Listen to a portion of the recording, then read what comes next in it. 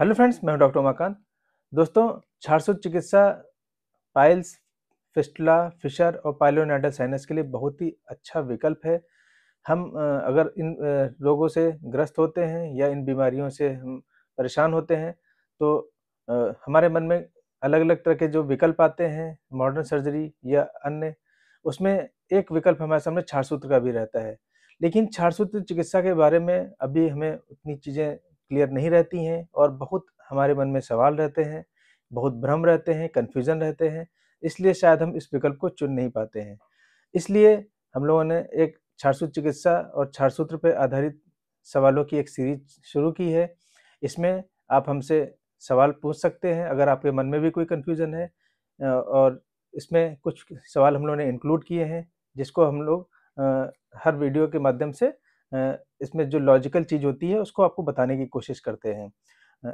इसी में आज का हमारा जो सवाल है, ये छठे नंबर का सवाल है कि छारसूत्र चिकित्सा के दौरान क्या सावधानियाँ बरतनी चाहिए और क्यों बरतनी चाहिए? अ, जब भी हम लोग किसी चीज़ को समझने की कोशिश करते हैं, तो उसमें हम लोग को उसके पीछे जो कारण होता है, फैक्ट होता है, उसको ज़रूर समझना चाहिए।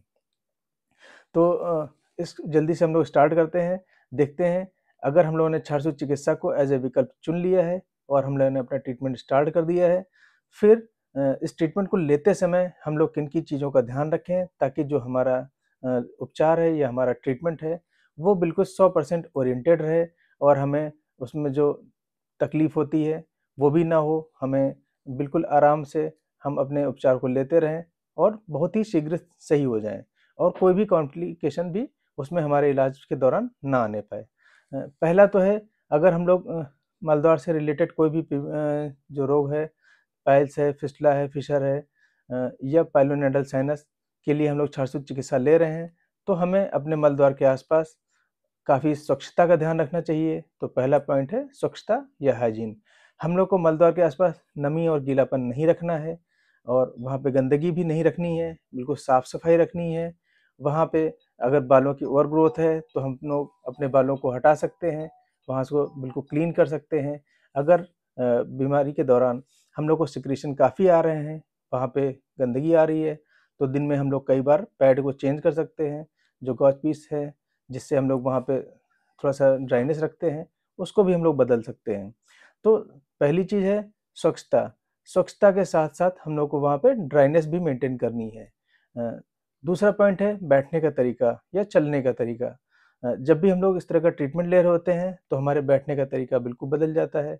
हम जिस जगह हमें प्रॉब्लम होती है, उसको बचा के बैठने की कोशिश करते हैं और चलते टाइम भी हमारी जो चाल है, वो बदल जाती है, गेट हमारा बदल जाता है।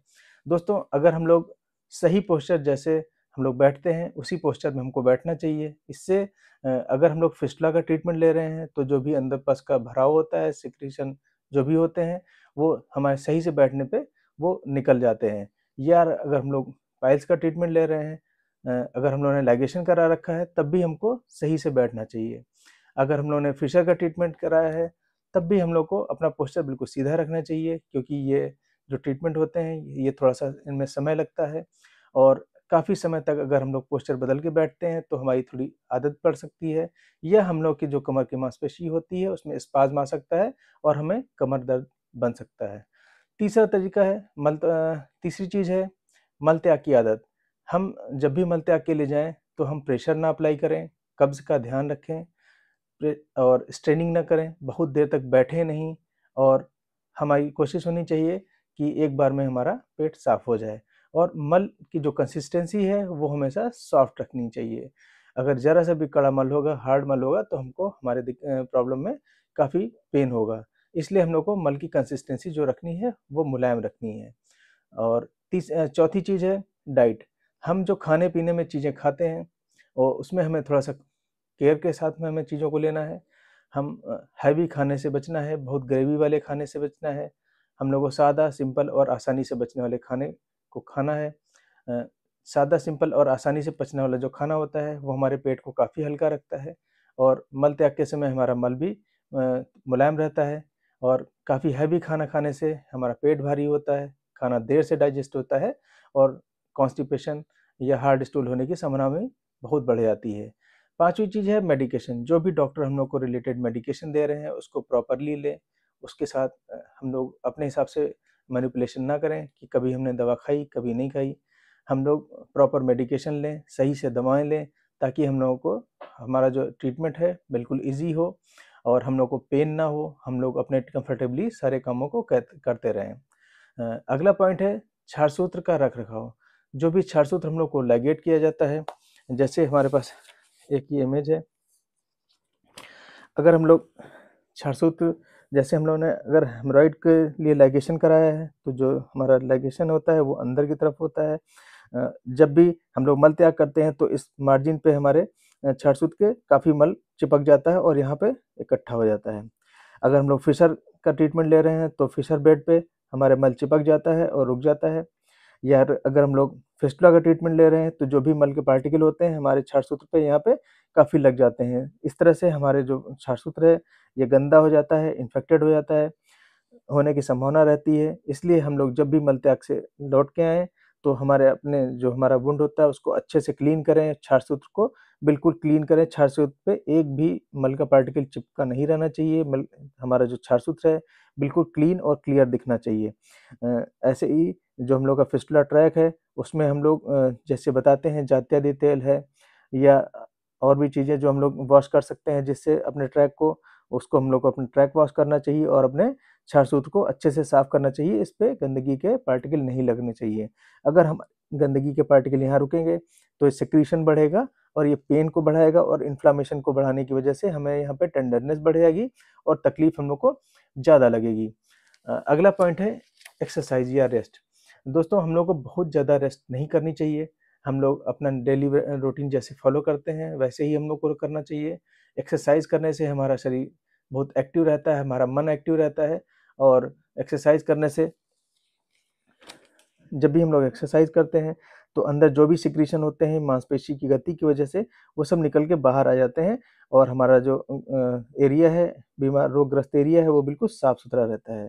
तो हम लोग को एक्टिव रहना चाहिए और बिल्कुल जैसे हम लोग अपने रूटीन को फॉलो कर रहे हैं अच्छे से एक्सरसाइज कर, बहुत हैवी एक्सरसाइज से बचना चाहिए, बहुत वजन वाली चीज़ों को उठाने से बचना चाहिए, किसी भारी चीज़ को धक्का देने से बचना चाहिए। लेकिन हम अपना गाड़ी जैसे हमें ड्राइव करनी है, स्कूटी ड्राइव करनी है, कार ड्राइव करनी है या कोई अन्य काम करना है जिससे हमारी पेट की मांसपेशियों पे बहुत ज़्यादा प्रेशर ना पड़े, एब्डोमिनल मसल्स पे बहुत प्रेशर ना पड़े, ऐसे हम सारे काम कर सकते हैं। हमारी एब्डोमिनल मसल्स पे प्रेशर तभी पड़ता है जब हम लोग को बहुत ज़्यादा खाँसी आती है या हम लोग किसी भारी चीज़ को उठाते हैं।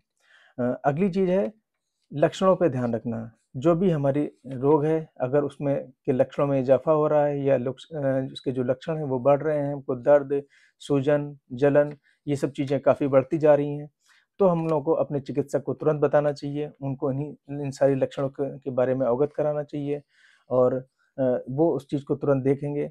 कई बार फिस्टुला ट्रैक में जैसे हम लोगों ने एक बार क्षारसूत्र को लाइगेट किया, अगर बहुत ज़्यादा क्लीनिंग नहीं है तो थोड़ा ऑब्स्ट्रक्शन की वजह से पस का कलेक्शन हो सकता है। या अगर हम लोग बहुत सही से अपना हेमरॉइड के लाइगेशन के बाद में इसको क्लीन नहीं रख पा रहे हैं तब भी यहाँ पे इन्फ्लेमेशन बढ़ सकता है।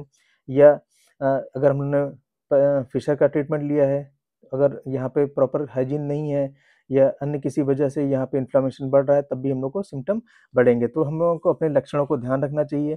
ऐसे ही पाइलोनेडल साइनस की बात हम लोग एक बार कर ले। पाइलोनेडल साइनस का जो ट्रैक होता है वो फिस्टुला की तरह ही हम लोग इसको ट्रीट करते हैं। तो जो हमारा ट्रैक है ये बिल्कुल क्लियर रहना चाहिए। हम लोग को यहाँ पे अपने नेटल क्लेफ्ट में अच्छे से साफ सफाई रखनी चाहिए, ड्राइनेस रखनी चाहिए और बालों को यहाँ से शेव करके रखना चाहिए। तो अगर हमारा ट्रैक बिल्कुल क्लियर रहेगा, उसके आसपास साफ सफाई रहेगी तो लक्षणों में वृद्धि नहीं होती है और लक्षण सबसाइड करते जाते हैं और पेन तो बिल्कुल ही नहीं होता है और हम लोग अपने सारे डेली के रूटीन के काम कर सकते हैं। बाकी क्षारसूत्र ट्रीटमेंट को लेते समय इतनी सावधानियाँ हम लोग को रखनी चाहिए और बहुत हमें बिल्कुल सहज रहना होता है। अपने जो मानसिक स्थिति है उसको बहुत अच्छा रखना होता है। अपने आसपास के माहौल को अच्छा रखें, खुश रहें और जल्दी सही हो जाएँ।